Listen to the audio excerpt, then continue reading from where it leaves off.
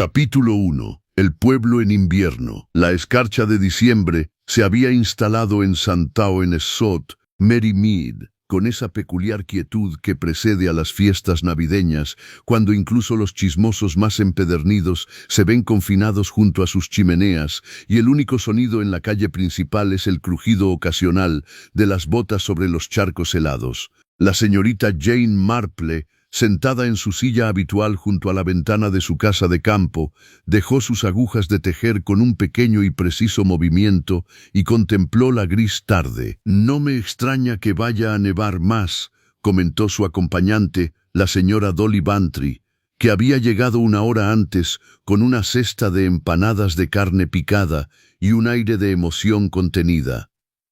«Ha estado nevando toda la mañana. Arthur dice que por la noche estaremos aislados por la nieve». Los ojos azules de la señorita Marple, sorprendentemente perspicaces a pesar de sus 70 y tantos años, se arrugaron ligeramente en las comisuras. «Qué inconveniente para los villanciqueros», murmuró. «Se supone que actúan esta noche en Gossington Hall, ¿no? La señora Fortescue lleva semanas planeándolo». «Oh, sí que lo ha hecho», dijo la señora Bantry, inclinándose hacia adelante y bajando la voz a un susurro confidencial a pesar de la habitación vacía. «Y entre nosotras, Jane, creo que lo está aprovechando para presumir de su sobrino, el tenor, ya sabes, Gregory Ashford. Al parecer, ha estado cantando en Londres de forma bastante profesional, aunque he oído que...» Hizo una pausa delicada. «Sí». Los dedos de la señorita Marple retomaron su ritmo constante con la lana, pero su atención estaba completamente centrada en su amiga. «Bueno, ha habido rumores sobre deudas, sobre una relación bastante inapropiada con una mujer casada del pueblo. Nada concreto, entiende. Pero la señora Finch de la oficina de correos mencionó que había estado recibiendo bastantes telegramas y no todos agradables». La señorita Marple asintió lentamente. Le recordó, pensó, al joven Charlie Briggs de la familia del carnicero del pueblo, años atrás. Él también se había ido a Londres, había regresado con aires de grandeza y deudas, y acabó causando bastantes problemas antes de desaparecer una noche con la hucha de la iglesia. Hacía tiempo que había observado que la naturaleza humana rara vez cambiaba sus patrones fundamentales. «Creo que la señora Fortescue espera que se establezca aquí», continuó la señora Bantry, «que contraiga matrimonio con una mujer respetable tal vez. Se rumorea que le presta especial atención a la señorita Violet Carstairs, la hija del doctor». Las cejas de la señorita Marple se alzaron ligeramente. «Qué interesante. Aunque creo recordar que era muy devota del joven señor Pemberton, el cura». Era la palabra clave. La señora Bantry se recostó con la satisfacción de quien está a punto de revelar información importante. Tuvieron una discusión hace 3 semanas. Nadie sabe muy bien por qué, pero no se han hablado desde entonces.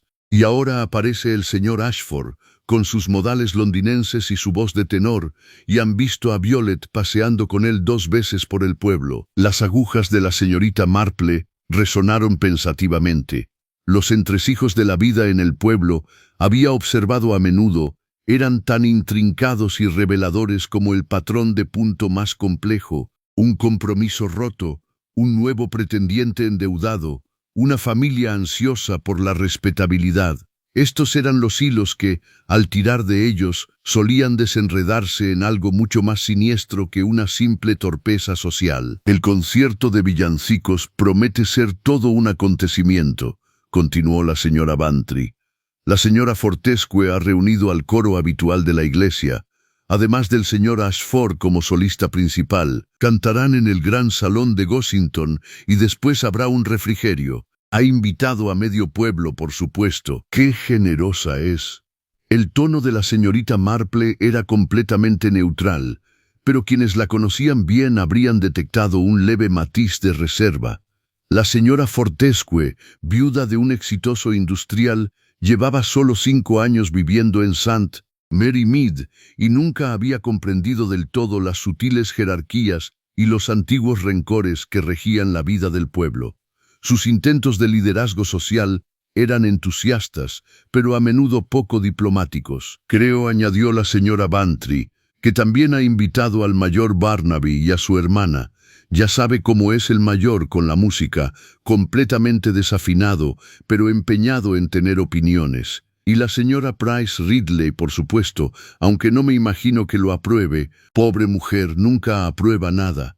Demasiada amargura y poca caridad. La luz de la tarde se desvanecía rápidamente, proyectando largas sombras sobre el cuidado jardín de la señorita Marple. Los rosales se erguían desnudos y esqueléticos contra el cielo que se oscurecía, y en algún lugar a lo lejos, una campana de iglesia repicaba la hora con lúgubre precisión. «Me pregunto», dijo la señorita Marple en voz baja, casi para sí misma, «si el señor Ashford es realmente un músico o simplemente un oportunista». «¿Qué quieres decir?» «Oh, nada en concreto, querida. Solo que he observado, a lo largo de los años, que las personas que se basan en un solo talento, ya sea la belleza, la voz o el encanto, a menudo lo hacen porque carecen de virtudes más sólidas. Y cuando ese talento empieza a desvanecerse o resulta insuficiente para sus ambiciones, a veces llegan a la desesperación». La señora Bantry miró a su amiga con una mezcla de afecto y exasperación. «En verdad, Jane, tienes una mente muy suspicaz. El joven solo está aquí por Navidad, cantando algunos villancicos. ¿Qué daño podría haber en eso?». La señorita Marple sonrió con una expresión dulce, aunque algo triste. «Espero que tengas razón, Dolly.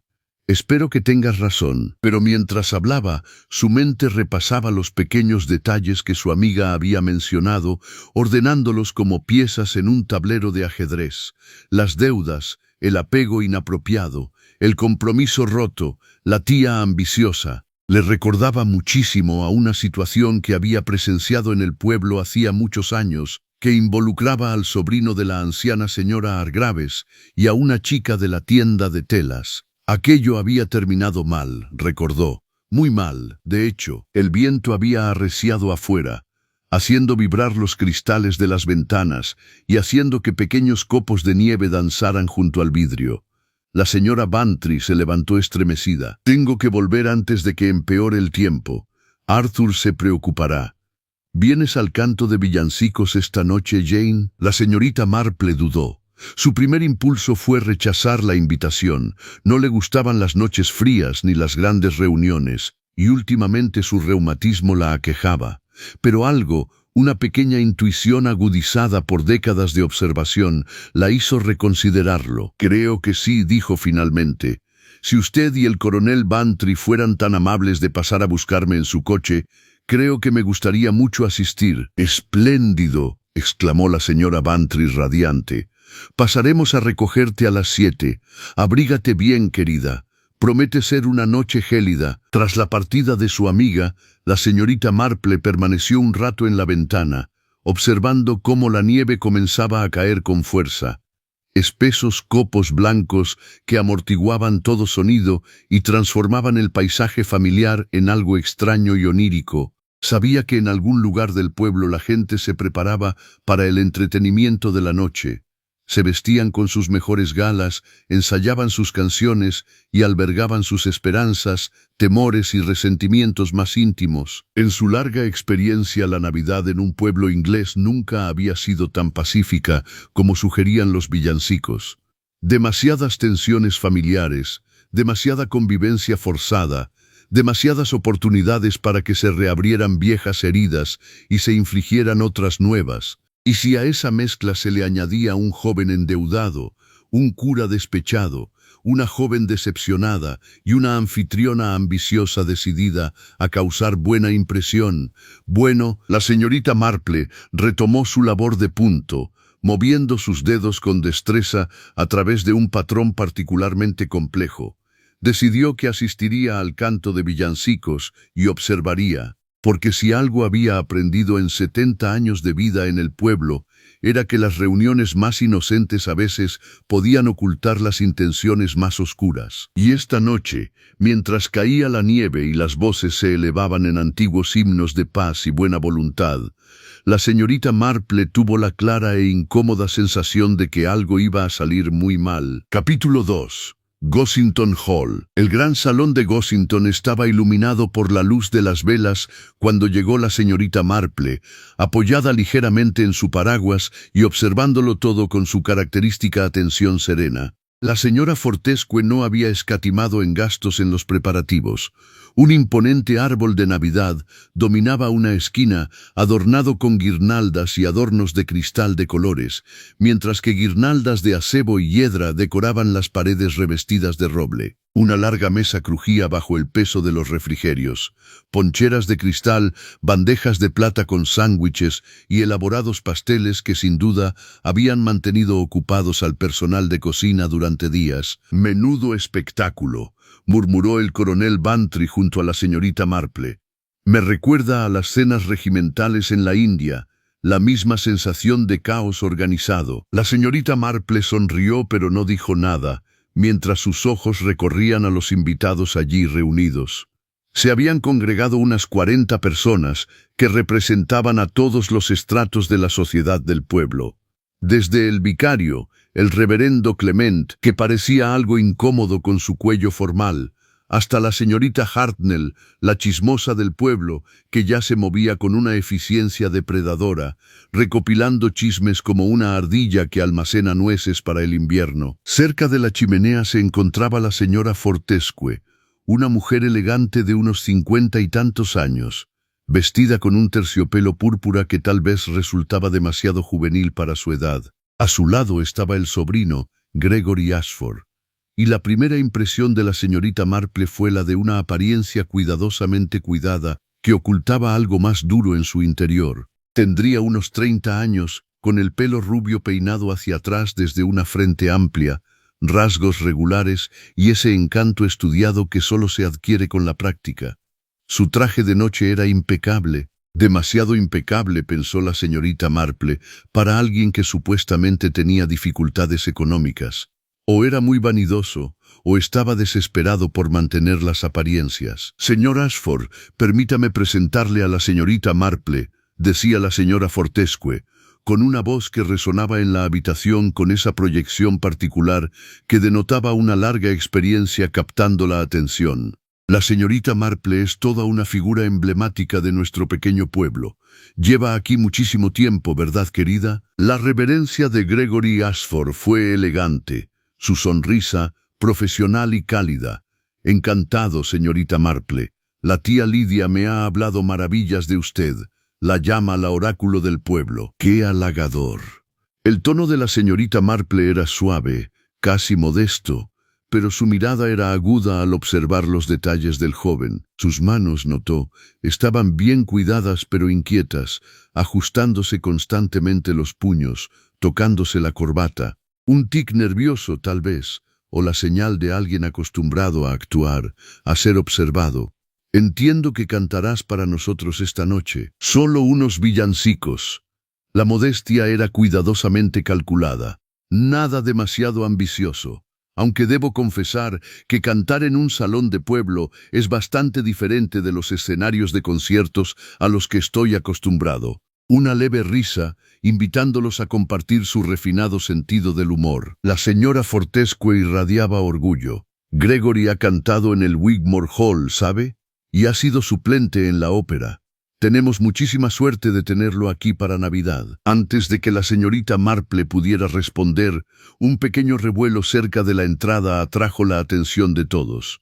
Violet Carstairs había llegado, y el efecto fue inmediato e inconfundible. Era una joven llamativa de unos 23 años, morena y de tez pálida, con una belleza que provenía de una buena estructura ósea más que de una mera dulzura. Llevaba un sencillo vestido azul noche, que, de alguna manera, hacía que todas las demás mujeres de la sala parecieran demasiado arregladas. Pero fue el joven que la acompañaba quien causó revuelo. El nuevo coadjutor del reverendo Clement, Thomas Pemberton, era alto y de aspecto ascético, con el cabello encanecido prematuramente y la mirada intensa y ardiente de un verdadero creyente. Él y Violet permanecían juntos en el umbral, sin tocarse ni mirarse directamente, y la tensión entre ellos era palpable incluso en medio de la multitud. Creía que no se hablaban, susurró la señora Bantry con urgencia. Quizás se hayan reconciliado,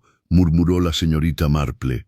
Pero mientras hablaba, observaba el rostro de Gregory Ashford, y lo que vio en él le intrigó profundamente. Por un instante, antes de que la máscara profesional volviera a su lugar, había vislumbrado algo que parecía un cálculo, seguido de un destello que podría haber sido ira o tal vez miedo. El coro reunido, una docena de aldeanos con distintos niveles de habilidad musical, comenzó a congregarse cerca del piano, donde la organista de la iglesia, la anciana señorita Weatherby, ya estaba sentada, con sus dedos artríticos flexionándose en preparación. El mayor Burnaby, de rostro enrojecido y corpulento, discutía con alguien sobre el tempo adecuado para «Oh, venid fieles todos», mientras su hermana, una mujer delgada y ansiosa que siempre parecía presagiar un desastre, merodeaba nerviosamente cerca. «¿Comenzamos?». La voz de la señora Fortescue interrumpió el murmullo con la autoridad de una mujer acostumbrada a ser obedecida. «Por favor,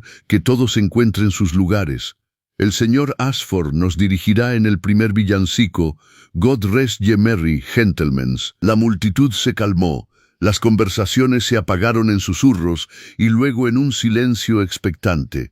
La señorita Marple, cómodamente sentada en una silla que le brindaba una excelente vista tanto de los artistas como del público, juntó las manos sobre su regazo y se preparó para observar. Gregory Ashford dio un paso al frente, se colocó con la gracia natural de un artista experimentado y comenzó a cantar. Su voz, tuvo que admitir la señorita Marple, era realmente hermosa, un tenor claro y potente que llenaba la sala con una fuerza natural. Las palabras del antiguo villancico resonaron con convicción y, por un instante, los presentes parecieron transportarse, envueltos en la magia de la música y la tradición. Pero la señorita Marple observaba los rostros. No escuchaba la canción. Vio la expresión de orgullo triunfante de la señora Fortescue. Violet Carstairs, de pie cerca del fondo, observaba a Gregory con una intensidad que podría haber sido admiración, pero que parecía más bien la fascinación de un pájaro atrapado que observa a una serpiente. Y a su lado el rostro de Thomas Pemberton era un estudio de emoción reprimida. Celos, sin duda, pero también algo que parecía desprecio. El villancico terminó entre aplausos entusiastas. Gregory hizo una reverencia, aceptando la adulación con naturalidad, e hizo un gesto al coro para que se uniera a él en la siguiente canción. Mientras comenzaban a cantar el primer Noel, la atención de la señorita Marple se desvió hacia los demás invitados. La señora Price Ridley, como era de esperar, mostraba una expresión de desaprobación con los labios finos apretados en una mueca de censura permanente. La señorita Harnell le susurraba con urgencia a la esposa del vicario, alternando la mirada entre Gregory y Violet. Cerca de la mesa del refrigerio, la señorita Marple se fijó en una mujer que no reconoció de inmediato. Tendría unos 40 años, vestida con sencillez pero con decoro, con un rostro que pasaba desapercibido entre la multitud. Observaba a Gregory Ashford con una expresión que le heló la sangre a la señorita Marple. Era una mirada que ya había visto antes, en los ojos de Emily Morrison, cuando el hijo de su empleador le prometió matrimonio y luego la abandonó por un pretendiente más adinerado. Era la mirada de alguien que había sido traicionada y que no lo había olvidado. La velada transcurrió según lo previsto. El coro cantó, el público aplaudió cortésmente, y los refrigerios se consumieron con el entusiasmo de quienes habían soportado el frío viaje por caminos nevados. La señorita Marple aceptó una copa de ponche y conversó amablemente con varios conocidos, sin perder de vista su puesto. Fue durante el cuarto villancico, en pleno invierno, cuando notó que la mujer del vestido sencillo salía del salón por una puerta lateral. Gregory Ashford, en medio de un verso en solitario, vaciló, apenas por una fracción de segundo, un leve nudo en la garganta que probablemente solo la señorita Marple percibió. Sus ojos habían seguido la marcha de la mujer, y en ellos la señorita Marple vio algo que confirmó su creciente inquietud, culpa y miedo. Cuando el canto formal concluyó y la reunión se transformó en una conversación informal, la señorita Marple se abrió paso con cuidado entre la multitud, deteniéndose aquí y allá para intercambiar saludos, pero siempre avanzando con determinación. Encontró a Violette Carstairs de pie, sola, cerca de uno de los ventanales altos, contemplando la nieve que caía. Una actuación maravillosa, dijo la señorita Marple con dulzura, acercándose a la joven. Debes estar muy orgullosa. Violette se sobresaltó ligeramente, como si la hubieran sacado de sus profundos pensamientos. ¿Orgullosa? Lo siento, señorita Marple, no. Del señor Ashford, querida. Entendí que tú y él habían salido a pasear juntos. El rubor subió a las pálidas mejillas de Violette. Hemos caminado juntos, sí. Ha sido muy amable, muy atento. Había algo hueco en su voz, como si recitara palabras que no terminaba de creer. ¿Y al señor Pemberton no le importa?, preguntó la señorita Marple con un tono inocentemente curioso, propio de una solterona anciana que no tenía nada mejor que hacer que interesarse por los asuntos de los jóvenes. Tomás no tiene voz ni voto en el asunto. Las palabras salieron cortantes y a la defensiva. No estamos comprometidos, nunca lo estuvimos. La gente simplemente lo dio por hecho, se interrumpió, mordiéndose el labio. Ah, dijo la señorita Marple asintiendo con comprensión. Las suposiciones pueden ser muy problemáticas, casi tanto como las obligaciones. Violette se giró para mirarla directamente por primera vez, y en esos ojos oscuros, la señorita Marple vio confusión y algo parecido a la desesperación. ¿Cree usted, señorita Marple, que la gente puede cambiar? ¿Que alguien que ha cometido errores, que tal vez ha sido egoísta o insensato, puede mejorar? Fue una pregunta extraña, formulada con una intensidad inusual. La señorita Marple la consideró detenidamente. Creo, dijo lentamente, que la gente rara vez cambia su naturaleza fundamental. Pero también creo que muchas personas son mejores que sus peores acciones y peores que sus mejores intenciones.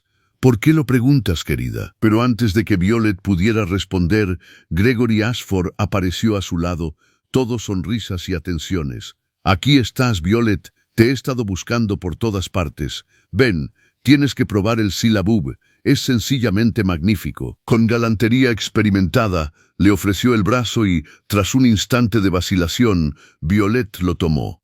Mientras se alejaban, la señorita Marple captó la mirada que Gregory le dirigió hacia atrás, evaluando, calculando, asegurándose de que no representaba ninguna amenaza. La fiesta continuó durante otra hora. Pero la atención de la señorita Marple no flaqueó. Observó cómo la señora Fortescue acaparaba la atención, cómo el mayor Burnaby se ponía cada vez más rojo y más alto, cómo la mujer sencilla del vestido simple volvía a merodear por los márgenes de la reunión sin apartar la vista de Gregory Ashford.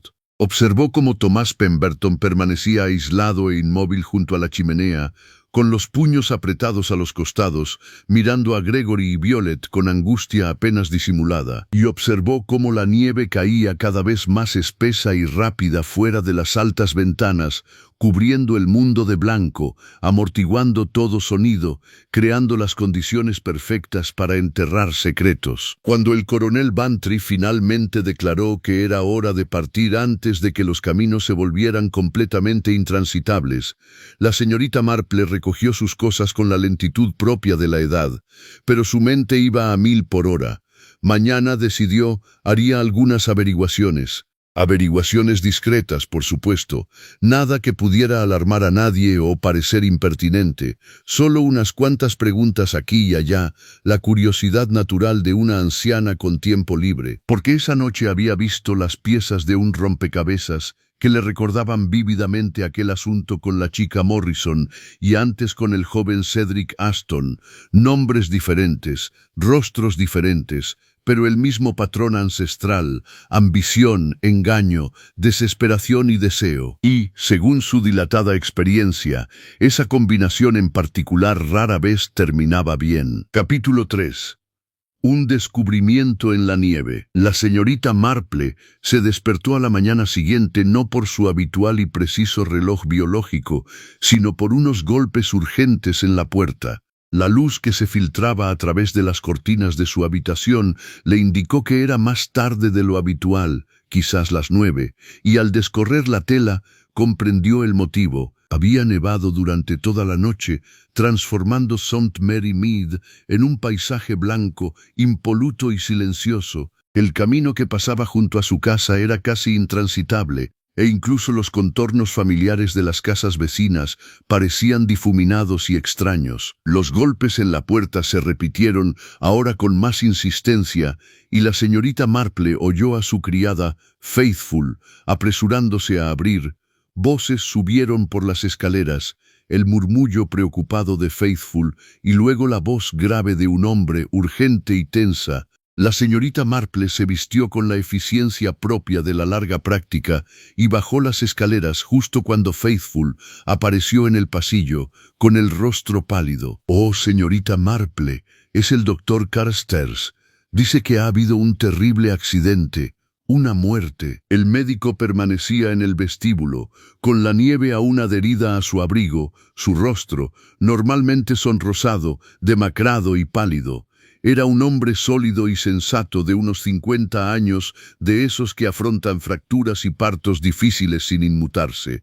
Pero esa mañana parecía afectado. «Señorita Marple, le pido disculpas por interrumpirla tan temprano, pero pensé, es decir, la señora Bantry sugirió que usted podría...». Hizo una pausa, recomponiéndose. «Gregory Ashford ha muerto, asesinado creo, aunque la policía tendrá que confirmarlo. Lo encontraron esta mañana en los terrenos de Gossington Hall, tendido en la nieve cerca del antiguo pabellón de verano». La señorita Marple no sintió sorpresa, solo una profunda y cansada tristeza. «Ya veo», dijo en voz baja. «¿Cuándo lo descubrieron?» «Poco después del amanecer, uno de los jardineros lo encontró. La señora Fortescue está muy alterada, como es de imaginar. El inspector Slack viene de Much Benham, pero las carreteras están en pésimas condiciones. Puede que tarde horas en llegar. ¿Y tu hija?» La voz de la señorita Marple era suave. «¿Cómo se ha tomado Violet la noticia?» El rostro del doctor Carstairs se tensó. «Está conmocionada, claro. Todos lo estamos». Pero la señorita Marple se acercó, bajando la voz a pesar de que estaban completamente solos. «Debo ser sincero, se hablará de ella. Violet fue vista con él anoche y regresó a casa bastante tarde. Dice que simplemente volvió caminando desde Gossington con él después de la fiesta. Pero la gente especulará. Y también está Pemberton. Él y Ashford discutieron anoche, después de que la mayoría de los invitados se hubieran marchado. Yo no estaba presente, pero varias personas lo presenciaron. Creo», dijo la señorita Marple, «que me gustaría ver dónde ocurrió. Si fuera usted tan amable de esperarme mientras busco mi abrigo, doctor, le agradecería que me acompañara a Gossington Hall». El paseo por los caminos nevados fue difícil para alguien de la edad de la señorita Marple, pero lo logró con su característica determinación, apoyándose en el brazo del médico.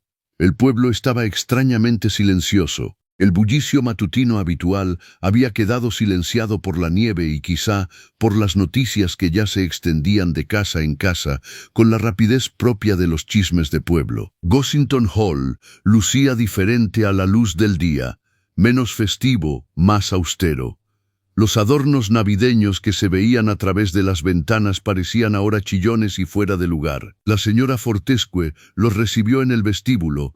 Su vestido morado había sido reemplazado por uno negro sobrio y su rostro estaba surcado por las lágrimas. «Señorita Marple», dijo, extendiendo la mano para tomarlas de la anciana, «gracias a Dios que ha venido.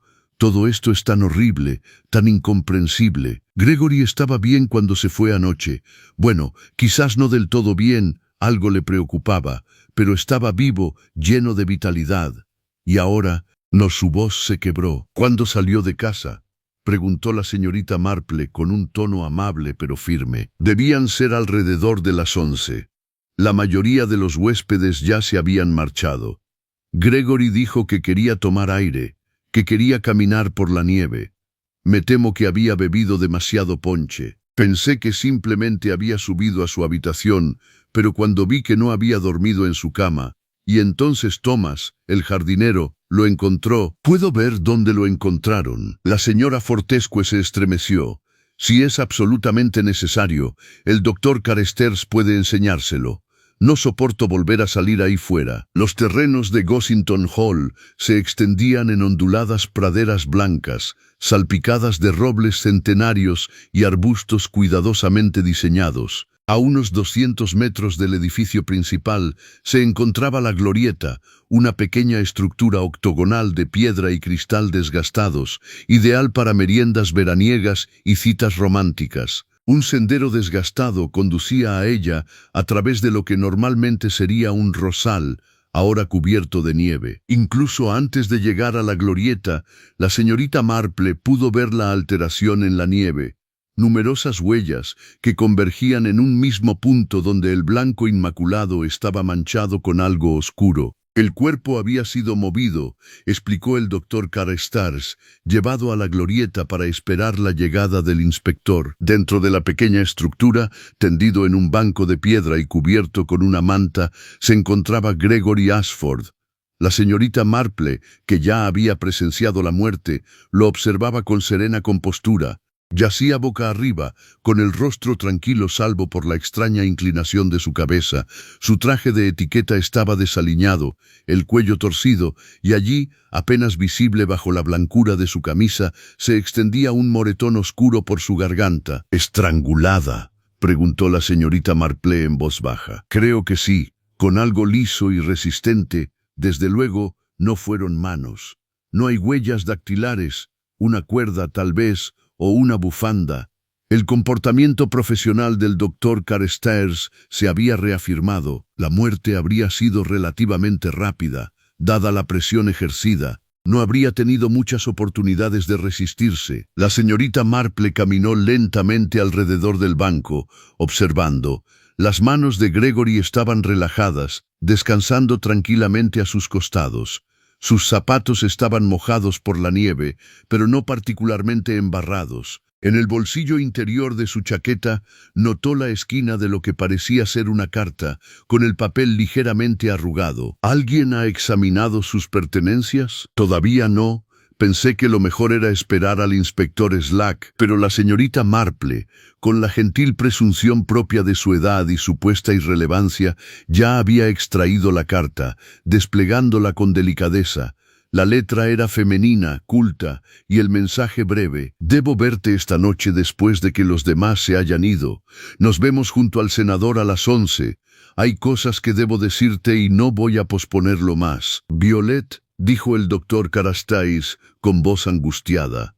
Pero ella no quería, no podía. La carta está firmada con una inicial, no con un nombre, observó la señorita Marple con calma. Podría haber otras explicaciones. Pero mientras hablaba estaba pensando.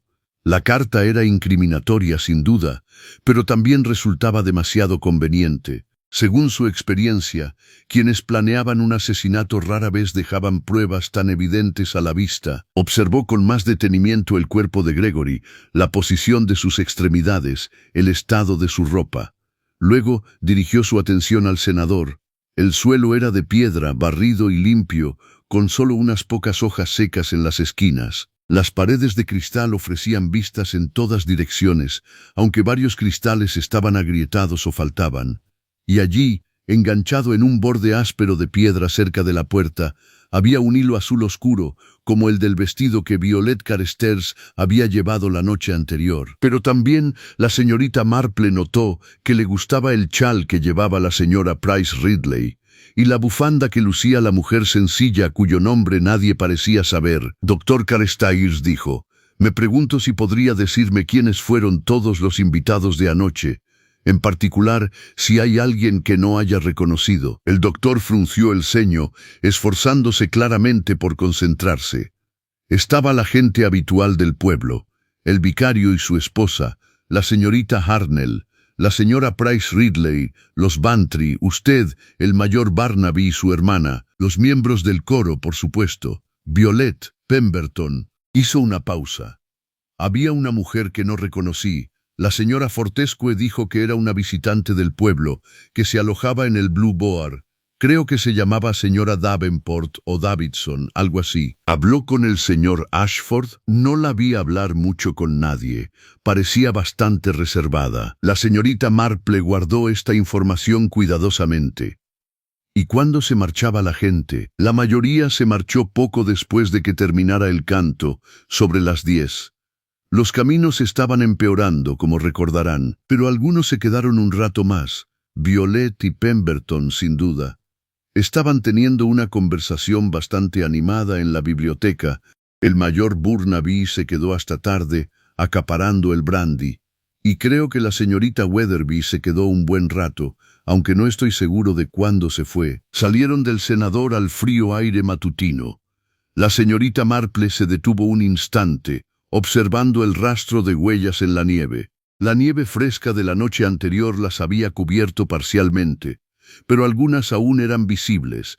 Iban y venían, se superponían, era imposible distinguir las huellas individuales. Cualquiera podría haber caminado por ese sendero la noche anterior. Señorita Marple, dijo el doctor Carstairs con urgencia, debe ayudar a Violet. Sé cómo se ve esto, pero ella no es capaz de la violencia.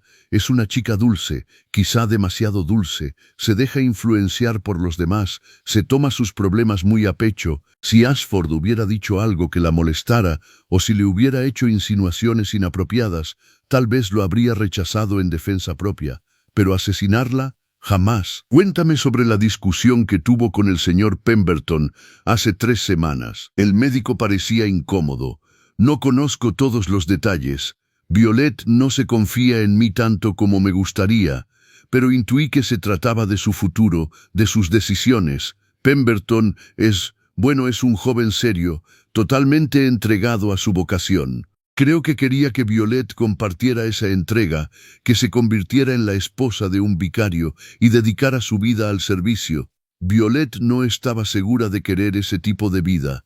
Había presión, expectativas. Discutieron y ella le dijo que necesitaba tiempo para pensar. Y entonces llegó el señor Ashford, ofreciendo un tipo de vida muy diferente. Sí, la palabra estaba cargada de preocupación. Londres, música, sociedad, emoción, todo lo contrario a la vida de Pemberton. La señorita Marple asintió lentamente. Era una historia conocida, el pretendiente estable y digno frente a la alternativa emocionante pero poco fiable.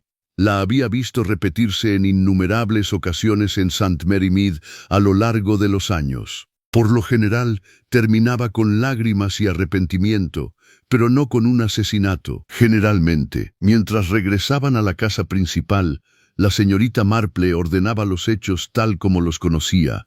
Gregory Ashford, un tenor endeudado y una mujer misteriosa que lo seguía, Violet Carstairs, dividida entre 2 pretendientes, Thomas Pemberton, celoso e intenso, la señora Fortescue, ambiciosa por su sobrino, y en algún lugar del fondo, la mujer sencilla a la que nadie conocía, observando con ojos traicionados. En el vestíbulo, encontraron a un pequeño grupo esperando. El inspector Slack había llegado antes de lo previsto, pues su coche había sorteado las carreteras gracias a su pura determinación. Era un hombre corpulento, de rostro enrojecido y aire de eficiencia beligerante, y saludó a la señorita Marple con la exasperación apenas disimulada de quien ya había tenido que lidiar con su intromisión en otras ocasiones. Señorita Marple, sabía que estaría aquí. Doctor Carstairs, ¿podría mostrarme el cuerpo? Y necesito hablar con todos los que estuvieron en la fiesta de anoche. Nadie puede abandonar el lugar. Algunos de los invitados han regresado al pueblo, dijo la señora Fortescue con voz débil. Los Bantry, la señorita Hartnell y varios más. Entonces, que los llamen.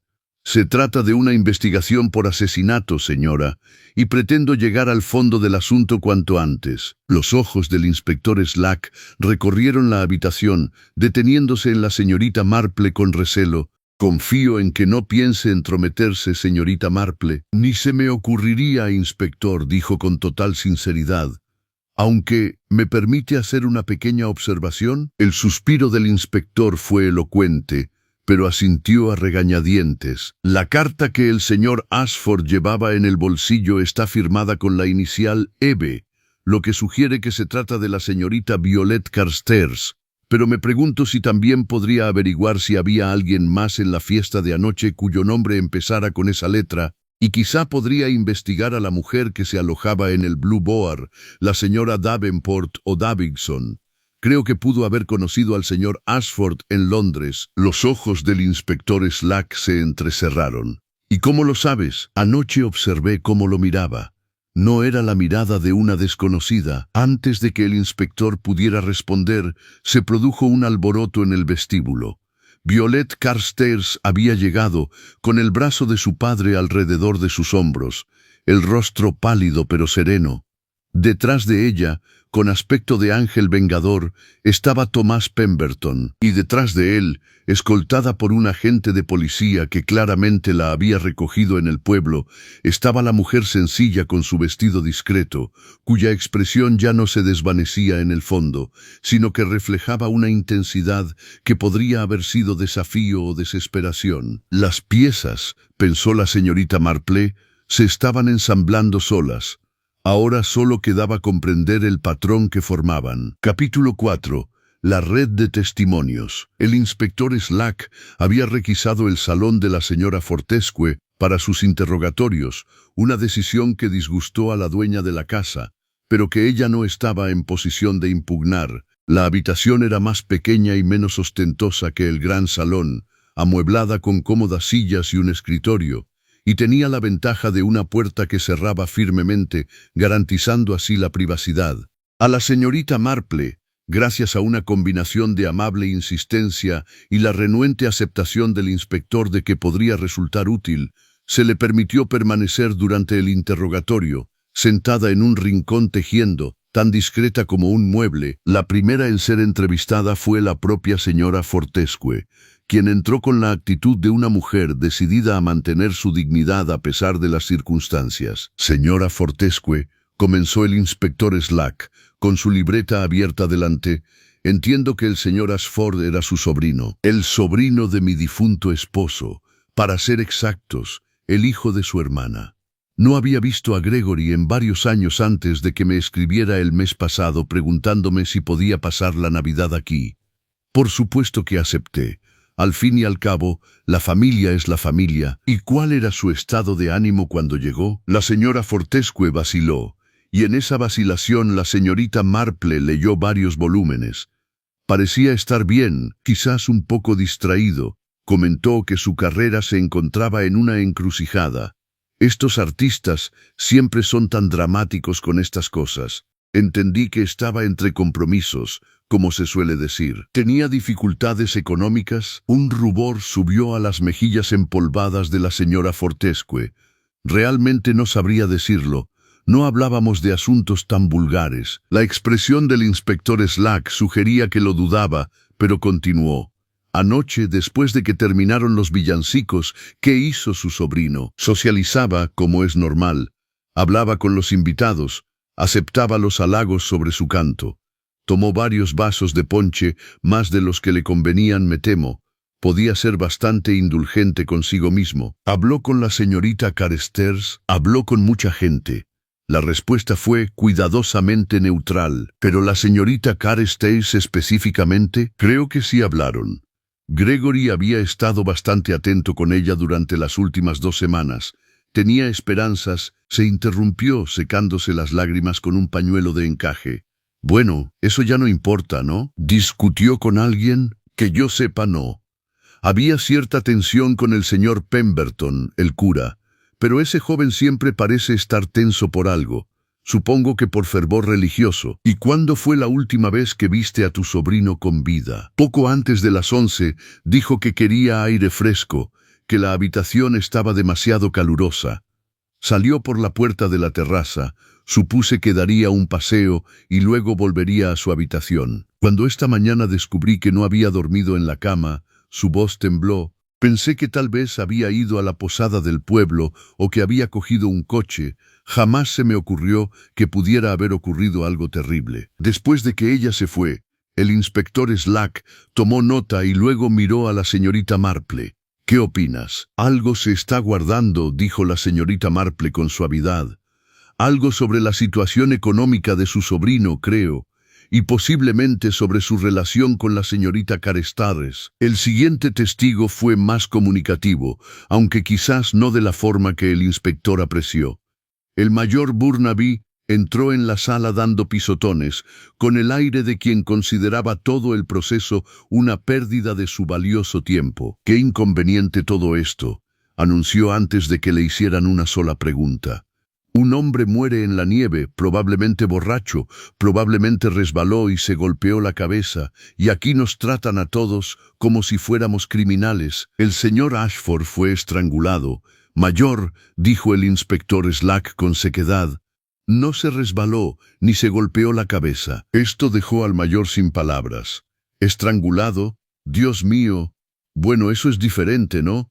¿Quién querría estrangular a un tenor? A menos que fuera por su canto, que era competente pero bastante ostentoso. Si me preguntan a mí, ¿viste al señor Ashford discutir con alguien anoche? Solo con ese cura. Pemberton, ¿verdad? Los vi en la biblioteca después de que casi nadie se hubiera ido. No pude oír lo que decían, pero Pemberton parecía dispuesto a cometer una agresión, con la cara roja, los puños apretados, ese tipo de cosas.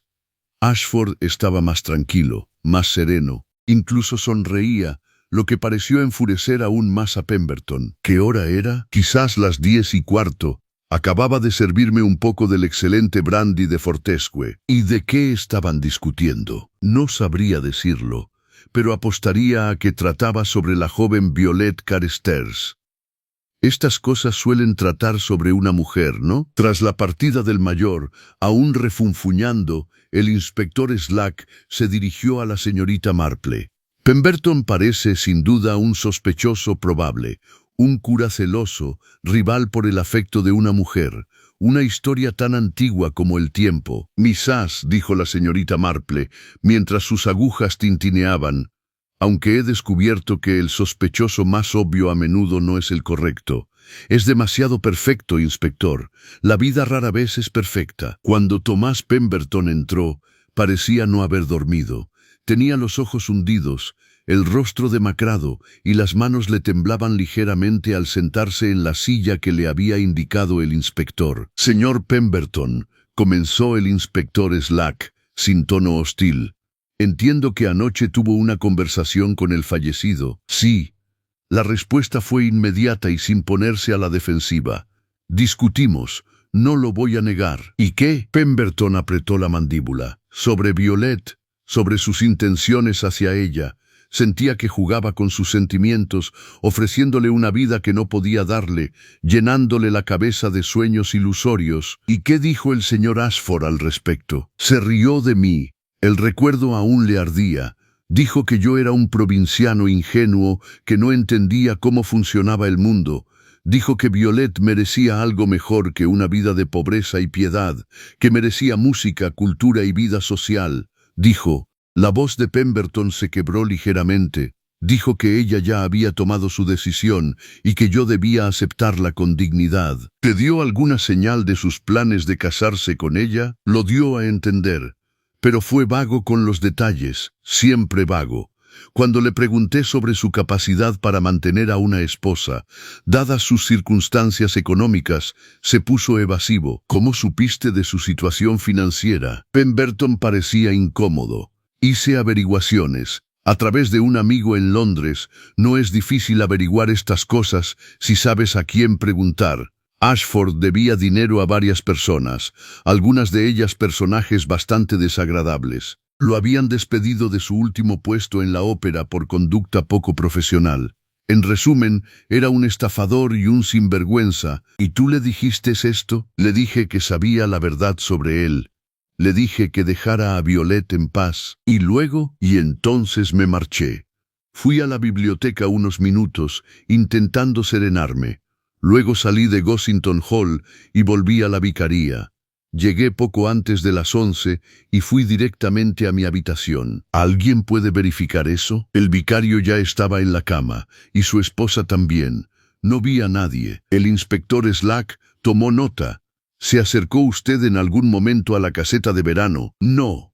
Salí por la entrada principal y tomé la carretera principal hacia el pueblo. ¿Le escribiste una carta al señor Ashford pidiéndole que se reunieran en la glorieta? Pemberton parecía realmente confundido.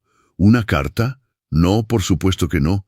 ¿Por qué iba a poner algo así por escrito? Si quisiera hablar con él, simplemente lo haría. Tras la marcha de Pemberton, con un aspecto más exhausto que nunca, el inspector Slack consultó sus notas. Admite la discusión, no tiene coartada y tenía un motivo claro. Parece sencillo, excepto por la carta, observó la señorita Marple.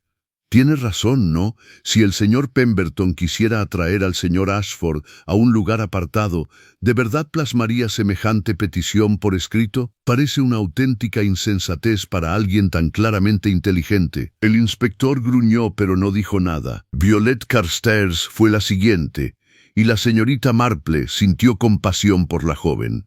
Entró en la habitación con la cabeza bien alta, pero le temblaban las manos y tenía ojeras. «Señorita Carstairs», dijo el inspector Slack con más suavidad de lo habitual. «Sé que esto es difícil, pero debo hacerle algunas preguntas. Entiendo. ¿Le escribiste una carta a Gregory Ashford pidiéndole que se reunieran anoche en la casa de verano?» «No». La respuesta fue firme e inmediata. «No lo hice. Encontramos una carta en su bolsillo, firmada con la inicial V, que establecía precisamente ese acuerdo». El rostro de Violet palideció aún más. «Entonces lo escribió otra persona. No yo. ¿Quién más en la fiesta de anoche tenía un nombre que empezara con V? No lo sé. No se me ocurre nada. La señorita Weatherby, tal vez. Su nombre de pila es Vera. ¿El organista?» El inspector Slack parecía escéptico. «¿Puedes justificar tus movimientos después de que terminara la fiesta?» Violet respiró hondo. «Estaba disgustada después de mi conversación con Tomás, con el señor Pemberton. Gregory me encontró en la biblioteca y se ofreció a acompañarme a casa. Salimos juntos de Gossington Hall poco después de las 10:30 y caminamos por la nieve hasta la casa de mi padre. Tardamos unos 20 minutos. Gregory me dejó en la puerta y dijo que volvía a Gossington. Parecía preocupado, distraído. Le pregunté qué le pasaba, pero me dijo que no era nada de lo que debiera preocuparme. Esas fueron las últimas palabras que me dirigió. «¿A qué hora llegaste a casa?» «Poco antes de las 11. Mi padre aún estaba despierto, leyendo en su estudio. Me oyó entrar». «¿Y no volviste a ver al señor Ashford?» «No». «¿Cuál era la naturaleza de su relación con él?» Las manos de Violet se retorcían en su regazo. «Fue amable conmigo, encantador. Habló de Londres, de música, de cosas que solo había leído en libros. Me hizo sentir que podría haber un mundo más grande más allá de St. Mary Mead, que podría tener opciones que jamás me había planteado». «¿Te propuso matrimonio?» «Habló de ello. No directamente, no formalmente, pero dio a entender que se preocupaba por mí, que teníamos un futuro juntos. Pero ahora me pregunto», se interrumpió. «¿Qué se pregunta, señorita Carstairs?» «Si algo de aquello era real, si él era sincero, o si yo simplemente le servía de conveniencia, una joven respetable que podría ayudarle a escapar de sus deudas mediante un buen matrimonio». Fue una autoevaluación brutalmente honesta, y la señorita Marple la respetó por ello. «¿Sabía usted de sus problemas financieros?», preguntó el inspector Slack. «Al principio no, pero había señales, pequeños detalles. Nunca tenía dinero para nada, siempre esperaba que otros pagaran. Recibía telegramas que parecían alterarlo. Y luego estaba esa mujer». «¿Qué mujer?» «No sé su nombre. Estuvo en la fiesta anoche. Era de aspecto normal, de mediana edad, vestida con sencillez. La vi mirando a Gregory y la forma en que lo miraba era terrible, como si lo odiara y aún así no pudiera apartar la mirada. Cuando le pregunté a Gregory por ella, se puso nervioso y dijo que no era nadie, solo una mujer de Londres que estaba de paso por el pueblo por casualidad». «¿Pero no le creíste?» «No. Creo que ella lo siguió hasta aquí. Creo que tenía algún derecho sobre él, o al menos eso creía». Tras la partida de Violet, acompañada por su preocupado padre, el inspector Slack se recostó con un suspiro. «Estos asuntos del corazón son complicados. Pero siempre llegamos a los mismos hechos. Alguien escribió esa carta.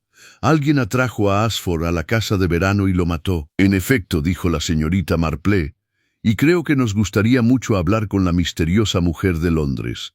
La señora Davison, creo que se llama. La mujer que trajeron 20 minutos después confirmó el nombre. La señora Eleanor Davison, dijo con voz monótona y sin emoción.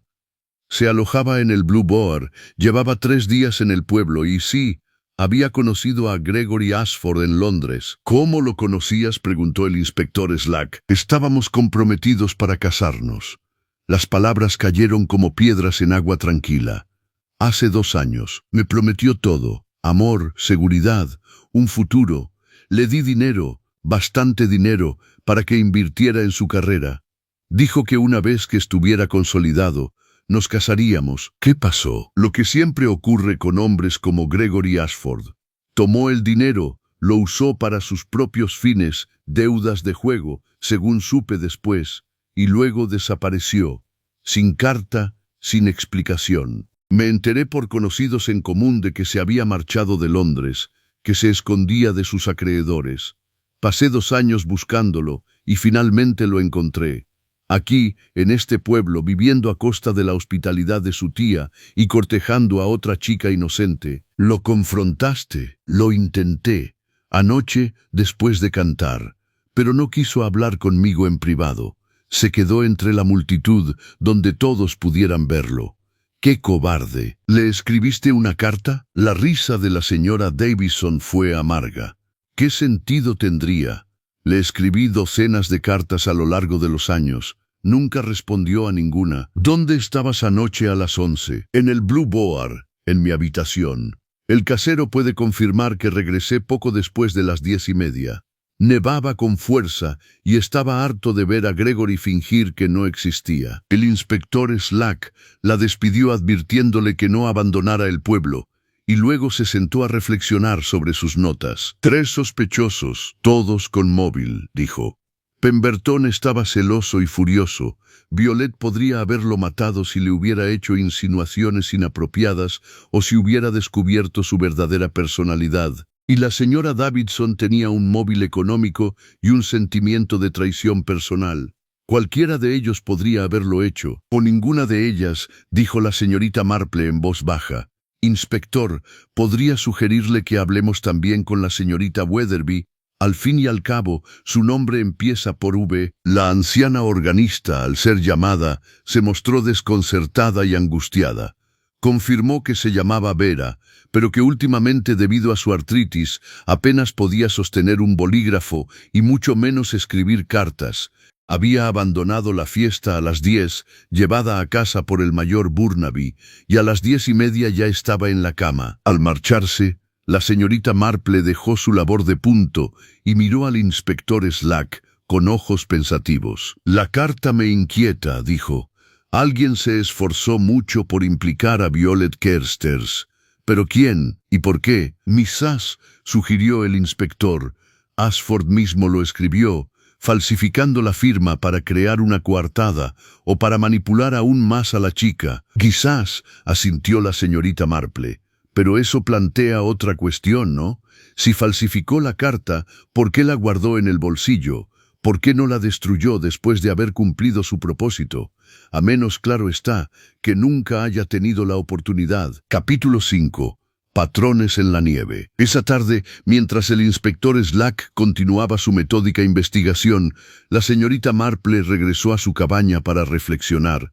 Se sentó en su silla habitual junto a la ventana, pero su labor de punto permaneció intacta sobre su regazo mientras contemplaba el pueblo cubierto de nieve. En algún lugar entre la maraña de motivos y testimonios se encontraba la verdad, y hacía tiempo que había aprendido que la verdad a menudo se revelaba no a través de revelaciones dramáticas, sino a través de pequeñas y silenciosas coherencias o incoherencias en el comportamiento humano. Pensó en Gregory Ashford, aquel joven apuesto y encantador, de voz hermosa y promesas vacías.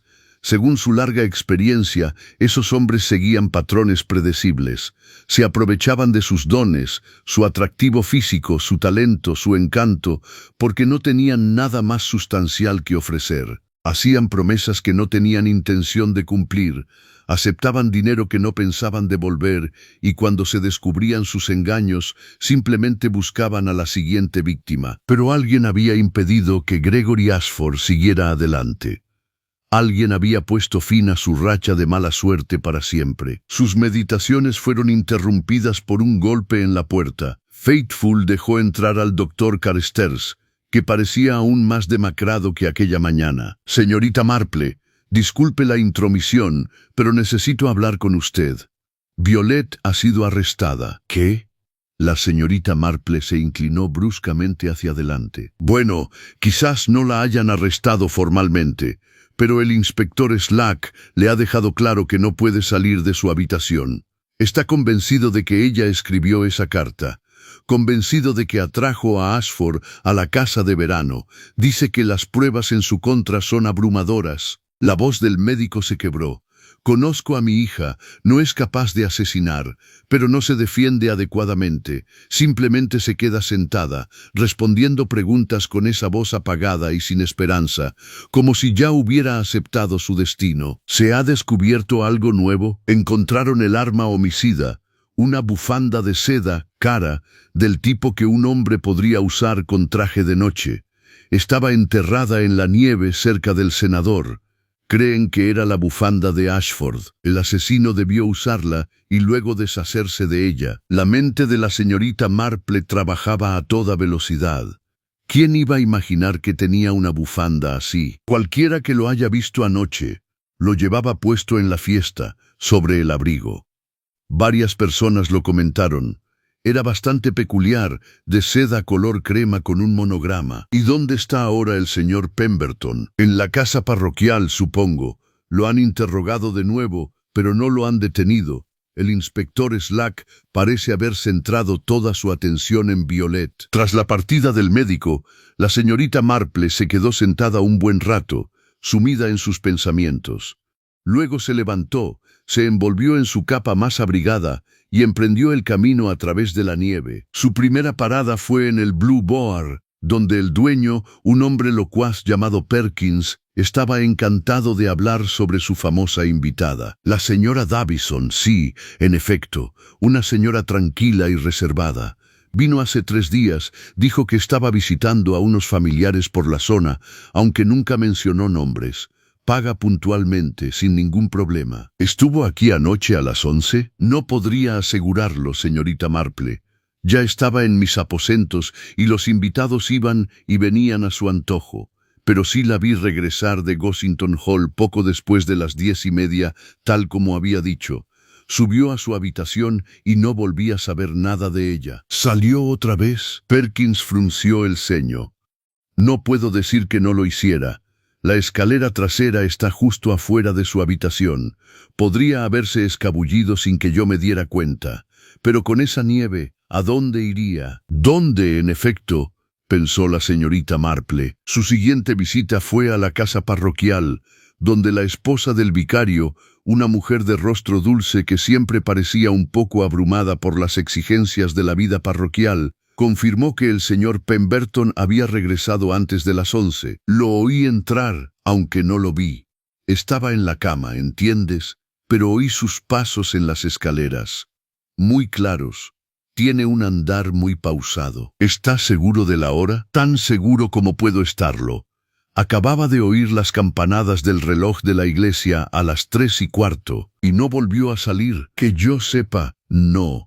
Aunque me quedé dormido poco después, así que no podría asegurarlo. La última llamada de la señorita Marple fue a la propia mansión Gossington Hall, donde encontró a la señora Fortescue en su salón privado, rodeada de cajones abiertos y papeles esparcidos. Señorita Marple, menos mal que ha venido. He estado revisando las cosas de Gregory, como me pidió el inspector Slack, y he encontrado algo bastante inquietante. Extendió un fajo de cartas, todas escritas con letra distinta, pero con el mismo tono general. Eran exigencias de pago, amenazas de acciones legales y acusaciones airadas. Al parecer, Gregory Ashford debía dinero a medio Londres. Pero aún hay más, dijo la señora Fortescue, bajando la voz. Encontré esto escondido en el forro de su maleta. Sacó una pequeña fotografía, algo arrugada y desgastada. En ella se veía a Gregory Ashford con el brazo alrededor de una joven. No era Violet Carstairs ni la señora Davison, sino otra persona. Ambos sonreían con una clara intimidad, y en el reverso estaba escrito con tinta descolorida: «Para mi querido Gregory, con todo mi amor, Vera». «Vera», repitió la señorita Marple en voz baja, la misma inicial que Violet. Creo que el inspector Slack ha estado interpretando este caso de forma completamente errónea. ¿Qué quieres decir? Pero la señorita Marple ya se había levantado, y su mente estaba atando las últimas piezas del rompecabezas. Señora Fortescue, necesito ver de nuevo la correspondencia del señor Ashford. En particular, las cartas que ha recibido recientemente. Entre la pila de facturas y reclamaciones, la señorita Marple encontró lo que buscaba: un telegrama fechado 2 días antes de la llegada de Gregory a St. Mary Mead. Era breve: «Vengo al pueblo. Tenemos que hablar. No puedo posponerlo más». B. El inspector Slack supuso que esta B era Violet, dijo la señorita Marple. Pero ¿y si no lo era? ¿Y si había otra Vera en la vida de Gregory Ashford? Alguien que lo siguió hasta aquí, alguien que tenía algún derecho sobre él del que no podía escapar. Pensó en la señorita Weatherby, la anciana organista con sus manos artríticas. La mujer había dicho que apenas podía sostener una pluma, y la señorita Marple le había creído. Pero ¿y si existía otra Vera? Su mente volvió a la fiesta, a los rostros entre la multitud. Vera Weatherby, Violet Carstairs, la señora Davison, cuyo nombre era Eleanor. ¿Quién más había estado allí? Cerró los ojos, visualizando la escena, y entonces lo recordó. La hermana del mayor Burnaby. ¿Cómo se llamaba? Solo había hablado con ella brevemente, pero la mujer se había presentado como la señora Fortescue, hermana del mayor Burnaby. ¿Cómo se llama? ¿La señorita Burnaby? Bueno, era la señorita Burnaby, pero se casó brevemente hace años. Creo que su apellido de casada era Ashford. Volvió a usar el apellido Burnaby tras la muerte de su marido, pero su nombre de pila es Vera. Las piezas encajaron con una claridad perfecta y terrible. Capítulo 6. La verdad sale a la luz. La señorita Marple encontró al inspector Slack en la comisaría de Much Benham, una sede provisional instalada en lo que normalmente era el despacho del magistrado. Él levantó la vista de sus papeles con una irritación apenas disimulada. «Señorita Marple, estoy bastante ocupada. A menos que tenga pruebas reales». «Creo que sí, inspector. Pero antes necesito hacerle algunas preguntas. La fotografía encontrada en posesión del señor Ashford, la de la mujer llamada Vera, ¿se la mostró a alguien?» «Todavía no. Es simplemente otra prueba de su carácter. Otra mujer a la que engañó, sin duda. Inspector, creo que debería mirar con más detenimiento esa fotografía. La mujer que aparece en ella guarda un parecido asombroso con alguien que estuvo en la fiesta de anoche. Alguien cuyo apellido de soltera era Ashford y cuyo nombre de pila es Vera». Tardó un momento en comprender la implicación. «¿La hermana del mayor Burnaby? Pero si debe tener casi 60 años». «La fotografía es antigua, inspector, 20 años, quizá más, y la gente cambia con la edad. Pero la estructura ósea, la forma de los ojos, si la compara con su rostro actual, creo que encontrará un parecido inconfundible». «¿Está sugiriendo que Vera Burnaby tuvo una relación con su propio sobrino?» «No, inspector. Sugiero que Gregory Ashford no era en absoluto sobrino de la señora Fortescue. Creo que era un impostor que se aprovechó de una conexión familiar, quizás a través del verdadero Gregory Ashford, que bien podría estar muerto, para ganarse el favor de la señora Fortescue. Y creo que Vera Burnaby, antes Vera Ashford, era su esposa o su cómplice, o posiblemente ambas cosas». El inspector Slack la miró fijamente durante un largo rato y luego se puso el abrigo. «Será mejor que hablemos con la señorita Burnaby de inmediato. La encontraron en casa de su hermano, una cómoda residencia a las afueras del pueblo. El mayor Burnaby no estaba», les informó la criada, «pero la señorita Burnaby se encontraba en el salón. Al verlos entrar, levantó la vista, y la señorita Marple comprendió de inmediato que la mujer sabía por qué habían venido. En su rostro se reflejaba resignación y algo que podría haber sido alivio. «Señorita Burnaby», comenzó el inspector Slack, pero ella levantó la mano. «Lo sé, lo has descubierto. Me preguntaba cuánto tardarías». Miró a la señorita Marple con una leve y amarga sonrisa. «Debería haber sabido que lo verías todo.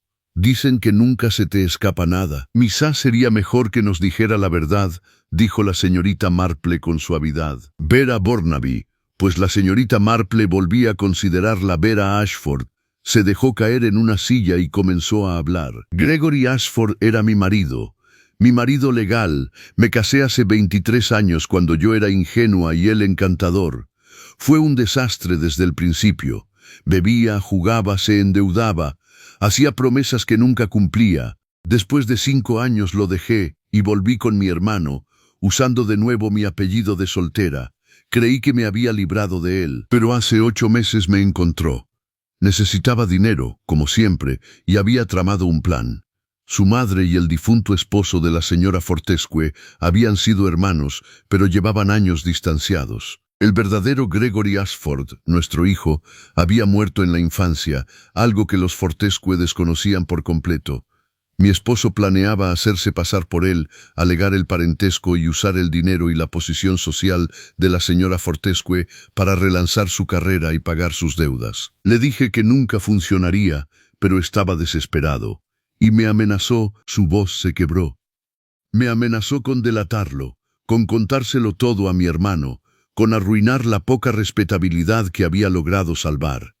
Así que accedí a ayudarlo. Vine a la fiesta para vigilar, para asegurarme de que no cometiera errores que pusieran al descubierto el fraude. «¿Y cuándo decidiste matarlo?», preguntó el inspector Slack sin rodeos. Vera levantó la cabeza bruscamente. «Yo no lo maté. Quería hacerlo. Dios sabe que tenía motivos de sobra. Pero no lo hice». «Entonces, ¿quién lo hizo?». «No lo sé. Lo juro, no lo sé. Le escribí esa carta, sí, la firmada con la letra V. Necesitaba hablar con él en privado, convencerlo de que abandonara este plan antes de que todo se derrumbara. Fui a la casa de verano a las 11, como habíamos acordado, pero él ya estaba allí. Ya estaba muerto. La bufanda, su bufanda, estaba alrededor de su cuello. Entré en pánico. Debería haber dado la voz de alarma, pero me aterraba verme implicada, que todo saliera a la luz. Así que lo dejé allí y volví a casa de mi hermano. ¿Puedes probar algo de esto? No, pero te digo la verdad.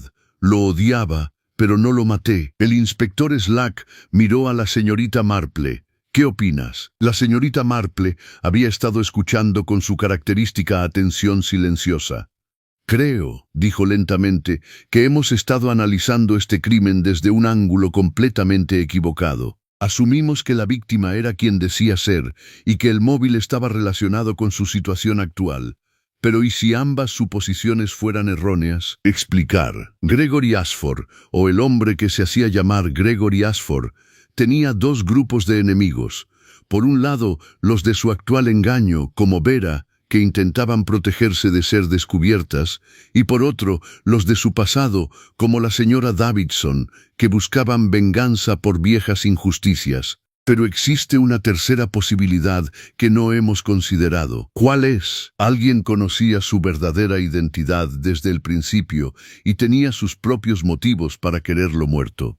Motivos que no tenían nada que ver con Violet Carstairs, Thomas Pemberton, ni con ninguno de los dramas actuales. Se puso de pie y se acercó a la ventana. «Cuando considero los hechos, el lugar del asesinato, el uso de su propia bufanda, la carta plantada con la intención de incriminar a Violet, recuerdo algo que observé hace mucho tiempo en un caso muy similar. El asesino se esforzó demasiado por crear un sospechoso obvio, lo que sugería que el verdadero motivo era algo completamente distinto, algo que querían mantener oculto». El inspector Slack se estaba impacientando. «Señorita Marple, si tiene alguna teoría, por favor, compártala». «Creo que el asesino sabía de la carta que Vera había enviado. La interceptó o se enteró de ella de alguna manera y se dio cuenta de que le brindaba la oportunidad perfecta. Mató a Gregory Ashford. Dejó la carta de Vera junto a su cuerpo para crear confusión y contó con que nuestra atención estaría centrada en los complicados enredos amorosos en lugar de en la verdad. ¿Pero quién? Alguien que tenía acceso a la casa. Alguien que conocía la verdadera identidad de Gregory. Alguien que tenía cuentas pendientes con el pasado, sin relación alguna con lo que sucedía en St. Mary Mead. La señorita Marple se volvió hacia Vera Burnaby. Señora Ashford, ¿tenía su marido algún enemigo de su pasado que pudiera haberlo seguido hasta aquí? Alguien además de la señora Davison. El rostro de Vera palideció. Había un hombre, hace años. Gregory tuvo una aventura con su esposa, les quitó dinero a ambos. El hombre amenazó con matarlo. Gregory huyó de Londres para escapar de él. Pero eso fue hace 20 años. Seguramente, ¿cómo se llamaba el hombre? Clement, John Clement. La sala quedó en silencio. Entonces el inspector Slack dijo, en voz muy baja, «El nombre del vicario es William Clement». «Su hermano», dijo la señorita Marple con seguridad. «O tal vez su padre». «Necesitamos hablar con el reverendo Clement de inmediato». Capítulo 7. El ajuste de cuentas. Encontraron al vicario en su iglesia, arrodillado en oración ante el altar. Al verlos entrar, levantó la vista, y en sus ojos no había ni sorpresa ni miedo, solo una especie de resignación cansada. «Entonces has venido», dijo simplemente. «Reverendo Clement», comenzó el inspector Slack. «Tenemos algunas preguntas», pero el vicario alzó la mano. «Sé lo que vienes a preguntar, y te diré la verdad, aunque me condene. Yo maté al hombre que conocías como Gregory Ashford». La confesión quedó suspendida en el aire frío de la iglesia. La señorita Marple se sentó con cuidado en un banco, y el vicario se sentó a su lado. «No lo planeé», dijo con voz firme pero llena de profunda tristeza, al menos no conscientemente. «Pero cuando lo vi aquí, cuando lo reconocí después de tantos años, cuando reconocí al hombre que había destruido la vida de mi hermano, algo se rompió dentro de mí. John era mi hermano menor, ¿sabes? Un buen hombre, un hombre feliz, hasta que se casó. Su esposa era hermosa pero débil, y cuando Gregory Ashford entró en sus vidas con su encanto y sus promesas, ella cayó bajo su hechizo. Ashford la sedujo, les quitó dinero a ambos y luego la abandonó. El escándalo los arruinó. La esposa de John murió de vergüenza y John, su voz se quebró. John se quitó la vida, no pudo soportar la deshonra. Me hice vicario para encontrar la paz, para aprender a perdonar. Creí haber perdonado, pero cuando vi a Gregory Ashford aquí, vivo y coleando, jugando a los mismos juegos con otra chica inocente, toda la vieja rabia volvió. Oí a Vera Burnaby concertando una cita con él en la casa de verano. Entonces supe lo que tenía que hacer. Llegué allí antes de las 11. Esperé en las sombras. Cuando llegó, lo confronté. Le dije quién era yo, lo que había hecho. Se rió, señorita Marple. De verdad se rió. Dijo que mi hermano había sido débil, que su esposa había querido ser seducida, que cada quien recibe lo que se merece. No tenía intención de matarlo. Solo quería asustarlo, hacer que se fuera. Pero entonces vi su bufanda y pensé en la cuerda de mi hermano, y mis manos se movieron casi por sí solas. Se resistió muy poco. Quizás sabía que se lo merecía, quizás no. ¿Y la carta que llevaba en el bolsillo?, preguntó la señorita Marple en voz baja. Lo vi en el suelo, donde Vera lo había dejado caer. Lo metí en su bolsillo para despistar a la investigación, para ganar tiempo. Sabía que las sospechas recaerían sobre los jóvenes, sobre sus complicadas relaciones amorosas. Contaba con ello. El inspector Slack escribía rápidamente en su libreta. «Reverendo Clement, debo informarle que está arrestado por el asesinato de Gregory Ashford». El vicario asintió. «Lo entiendo, y estoy dispuesto a afrontar las consecuencias. Pero no me arrepiento. Que Dios me perdone, pero no me arrepiento». Mientras se lo llevaban, la señorita Marple permaneció sentada en el banco, mirando las vidrieras por donde la luz invernal se filtraba a través de escenas de redención y juicio. Pensó en la justicia y la venganza, en el perdón y la retribución, y en el terrible peso de los viejos pecados que nunca desaparecieron del todo, sino que simplemente aguardaban en la oscuridad el momento de regresar. Esa misma tarde, sentada en el salón de la señora Fortescue, les explicó a los sospechosos allí reunidos lo que realmente había sucedido. Violet Carstairs estaba allí, con el brazo de su padre alrededor de sus hombros. Thomas Pemberton estaba sentado solo, con el rostro demacrado. La señora Davidson escuchaba con sombría satisfacción. Y Vera Burnaby, que ya no se escondía tras su identidad falsa, parecía de alguna manera más pequeña, disminuida por la verdad. «El vicario será acusado de asesinato», dijo la señorita Marple, «y sospecho que el jurado tendrá en cuenta sus antecedentes y sus motivos. Si le mostrarán clemencia, no puedo asegurarlo. En cuanto al resto de ustedes», los miró a cada uno por turno, «espero que hayan aprendido algo de esto. Sobre las consecuencias del engaño, sobre el precio de la vanidad y la ambición, sobre los peligros de dejarse cegar por el encanto». Se volvió hacia Violet. «Querida, eres joven y te recuperarás, pero elige con más cuidado la próxima vez.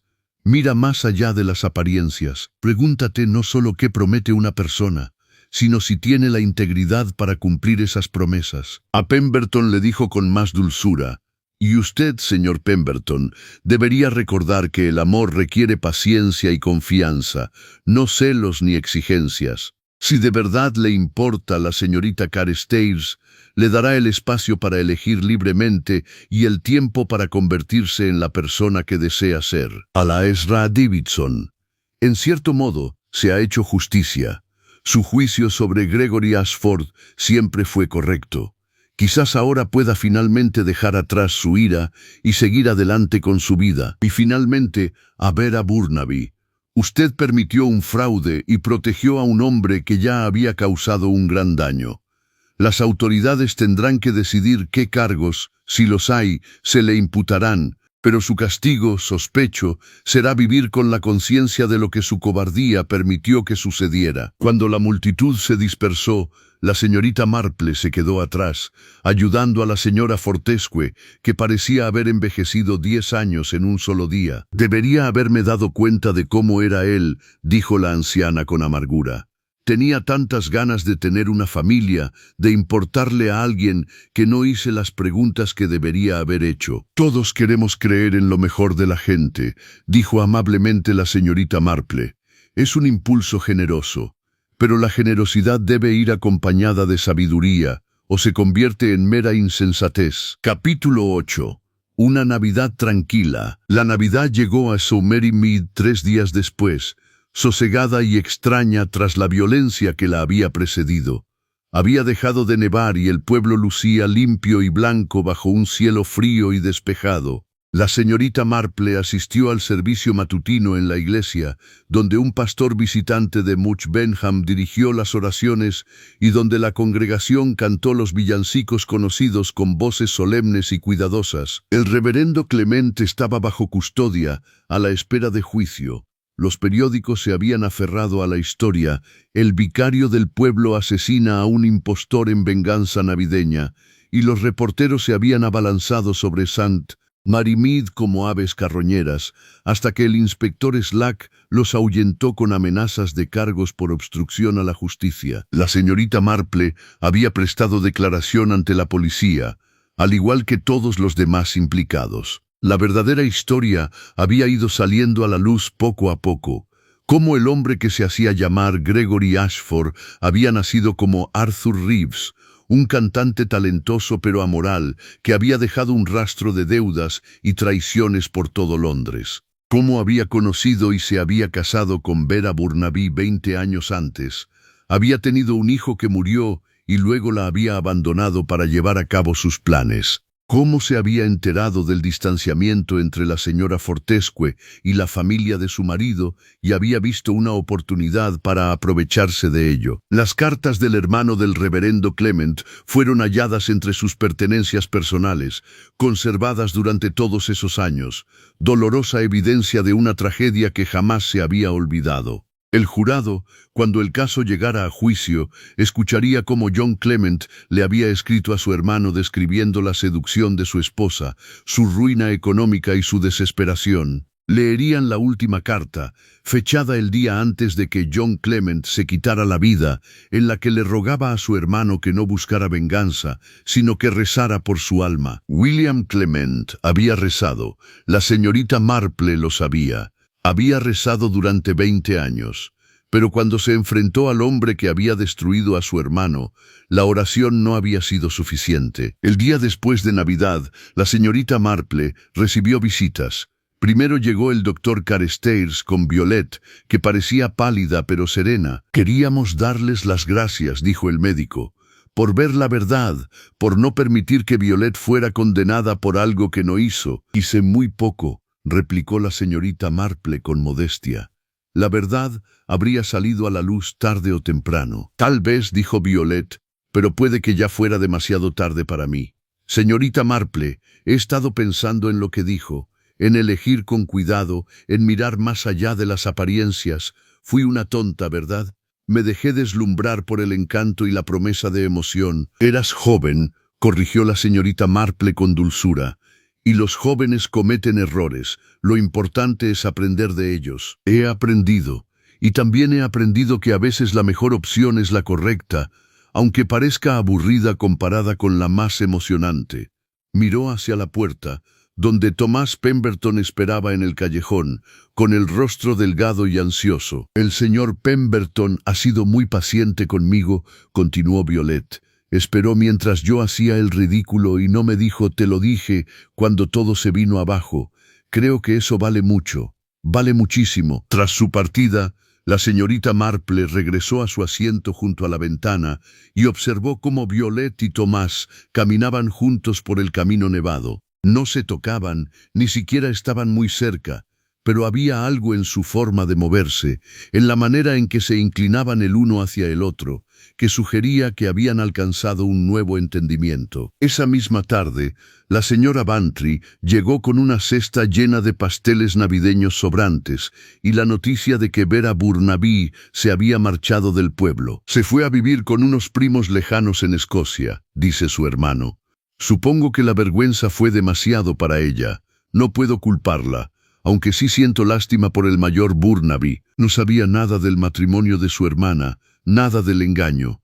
La conmoción casi lo mata. La capacidad de engaño de la gente, incluso de aquellos más cercanos a ellos, nunca deja de asombrarme», observó la señorita Marple. «Y ese pobre vicario». La señora Bantry se acomodó junto al fuego. «Pensar que ha estado cargando con ese peso todos estos años.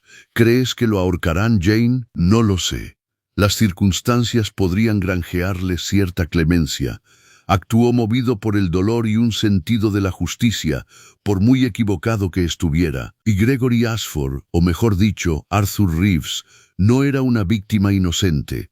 Era un depredador que había destruido muchas vidas. Aún así, un asesinato es un asesinato. «Sí», asintió la señorita Marple en voz baja, «un asesinato es un asesinato, y William Clement lo sabe mejor que nadie. Sospecho que su propia conciencia lo castigará con mucha más severidad que cualquier tribunal». Se sentaron en un agradable silencio durante un rato, viendo cómo la tarde de invierno se convertía en noche. Finalmente, la señora Bantry se levantó para marcharse. «Bueno, al menos ya se acabó.